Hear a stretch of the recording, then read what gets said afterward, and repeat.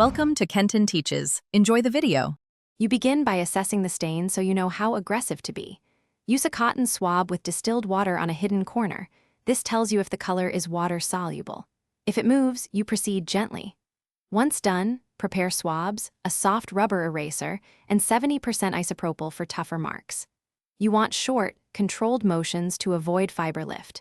Make sure to let each test dry so you can judge true color removal without warping. You now follow a controlled sequence to remove pigment without damaging paper. Start with distilled water and blot outward from the center. This prevents spreading. Once water stops moving color, switch to a dry rubber eraser applied lightly to reduce residue. If pigment resists, dampen a swab with 70% isopropyl and work in tiny circles while constantly changing swabs. Make sure to place clean blotting paper underneath. You finish by rinsing any solvent residue with a lightly damp distilled water swab and immediately blotting dry. Lay the paper flat between clean blotters and wait it to flatten as it dries. Avoid heat, which can set stains or warp fibers. If fibers lift or paper thins, stop and introduce moisture more gently.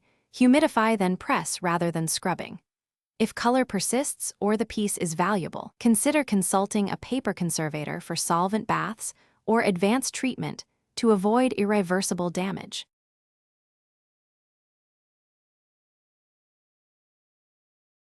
Thanks for watching. Please subscribe if this video was helpful.